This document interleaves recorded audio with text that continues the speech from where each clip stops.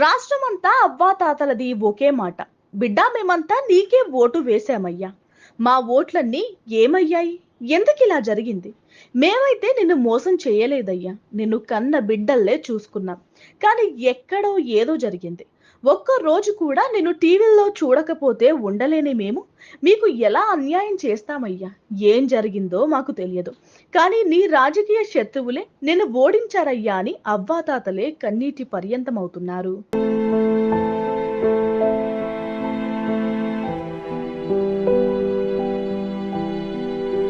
సిద్ధం సభలో మేమంతా సిద్ధం బస్సు యాత్ర.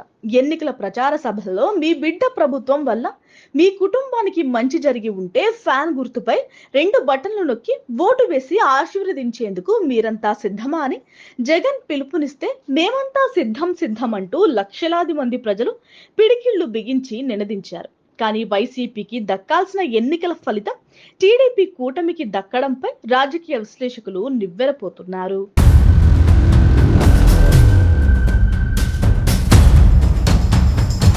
ఉద్దానం ప్రాంతంలో కిడ్నీ సంబంధిత వ్యాధుల సమస్య దశాబ్దాలుగా పట్టి పీడిస్తోంది.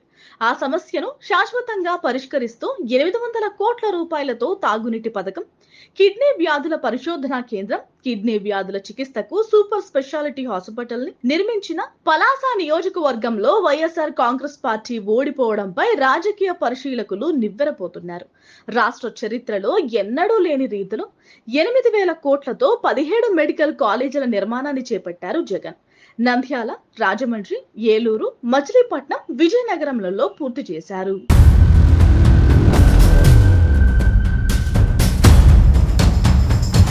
గతేడాది నుంచి ఆ 5 మెడికల్ కాలేజీలు ప్రారంభమయ్యాయి. కానీ ఆ 5 నియోజకవర్గాల్లో వైఎస్ఆర్సీపీ ఓడిపోవడంపై రాజకీయ పరిశీలకులు ఆశ్చర్యపోతున్నారు.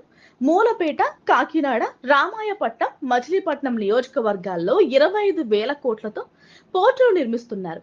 కానీ ఆ పోర్టులు ఉన్న నియోజకవర్గాల్లోనూ వైఎస్ఆర్సీపీ గెలవకపోవడంపై రాజకీయ పండితులు నివ్వెరపోతున్నారు.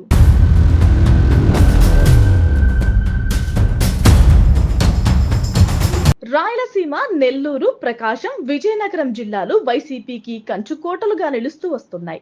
కానీ ఈ ఎన్నికల్లో ఆ కంచుకోటల్లోనూ ఎన్నడూ లేని రీతిలో టీడీపీ గెలుపు పొందడంపై రాజకీయ పరిశీలకులు నివ్వెరపోతున్నారు. ఎన్నికల ఫలితాల్లో వైఎస్ఆర్ కాంగ్రెస్ పార్టీ నిలవాల్సిన చోట్ల టీడీపీ కూటమి నిలవడంపై ఆశ్చర్యపోతున్నారు. వైఎస్ఆర్సీపీకి దక్కాల్సిన ఫలితం టీడీపీకి దక్కడానికి కారణాలు అంతుచిక్కడం లేదని రాజకీయ పండితులు అంటున్నారు.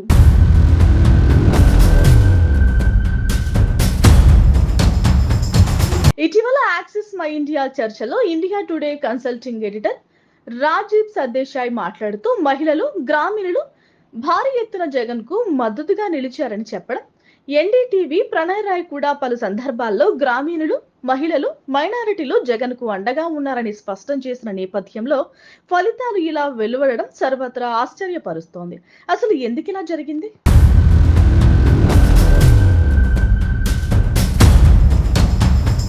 Please subscribe .news.